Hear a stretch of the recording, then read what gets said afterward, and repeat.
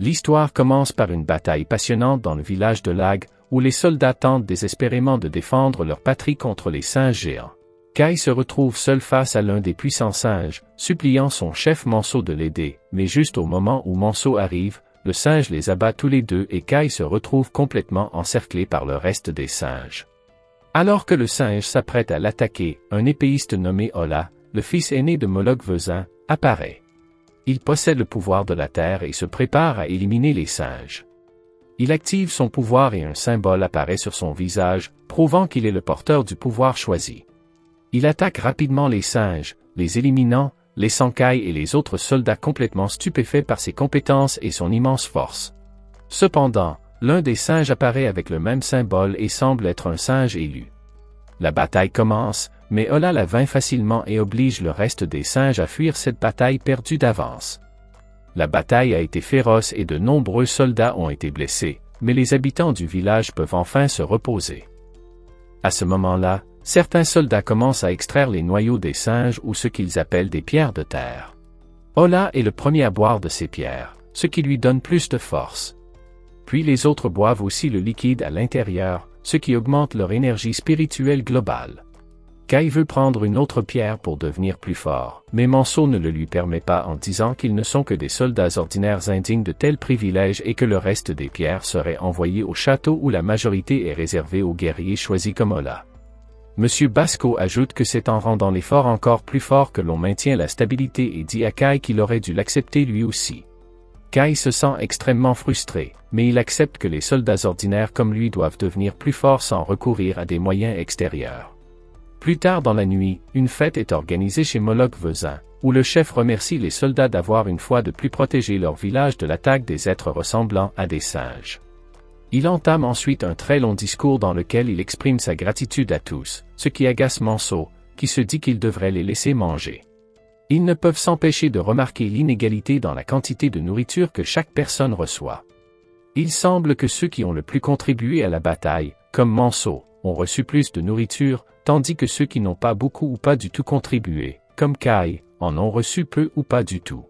Même si Kai n'est pas d'accord et veut manger plus, il sait qu'il ne pourra le faire que s'il s'entraîne et devient plus fort et parvient à contribuer davantage aux batailles.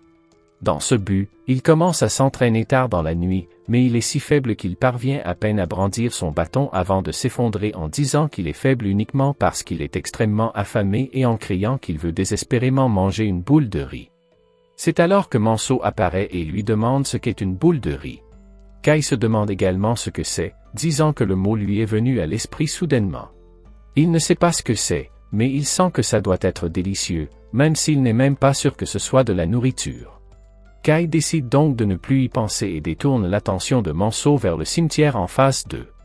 La partie bien entretenue du cimetière appartient à ceux qui avaient une famille, tandis que les tombes éloignées sont destinées aux personnes qui n'avaient personne, comme Kai. Il dit que les gens comme lui ne seront jamais commémorés et que personne ne pleurera pour eux et qu'ils seront oubliés, mais il ne veut pas que cela arrive. Le garçon veut que l'on se souvienne de son existence et c'est pourquoi il a décidé de devenir fort pour survivre, mais quelque chose en lui murmure qu'il aura besoin de véritables capacités surhumaines pour devenir fort. Quand il partage cette pensée avec Manso, ce dernier commence à soupçonner que ce garçon a peut-être subi un traumatisme crânien lors de la précédente bataille avec les singes, car il dit des choses vraiment étranges. Au même moment, dans le château, Ola et sa sœur José se disputent.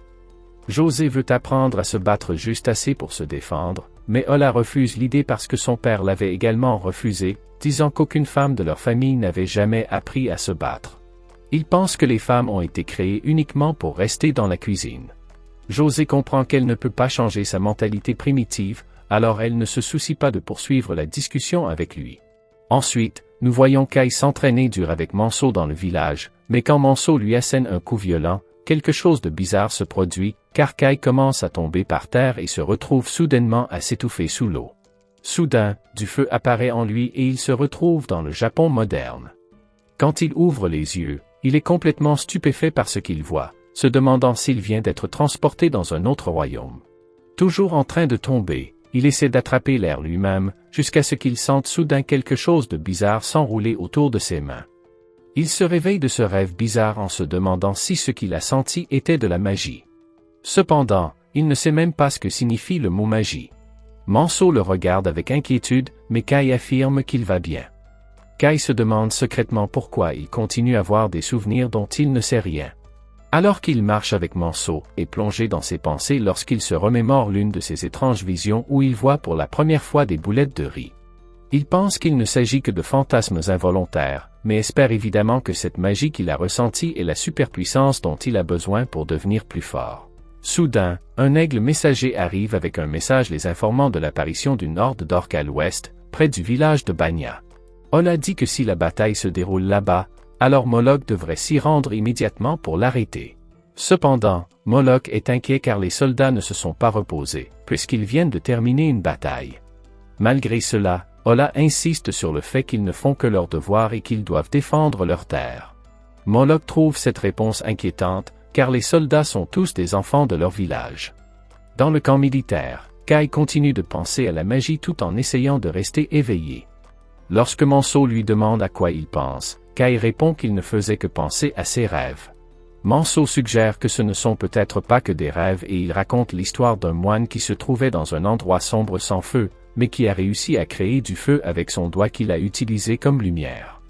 Kai reste choqué et il demande si cela s'est réellement produit, mais Manso dit que ce n'est qu'une histoire qu'il a entendue. Le lendemain matin, Kai se précipite dans un endroit secret pour essayer la technique de la flamme avec ses doigts dont il a entendu parler. Après avoir atteint un endroit où personne ne peut le voir, il commence à essayer, mais malheureusement ses tentatives sont vaines, car cette technique consistant à canaliser son énergie dans son doigt ne fonctionne pas.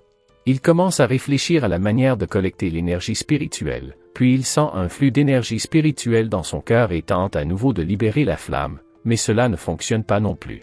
Pendant ce temps, les orques massacrent sans pitié les soldats les plus faibles.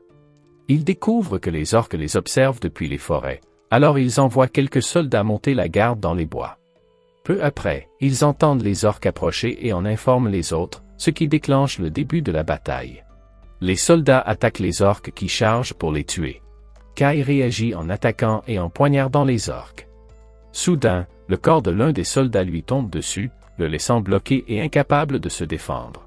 Heureusement, Manso arrive à temps avec quelques autres soldats pour sauver la vie de Kai et le réprimande pour son comportement imprudent. Malheureusement, Kai est blessé à une jambe.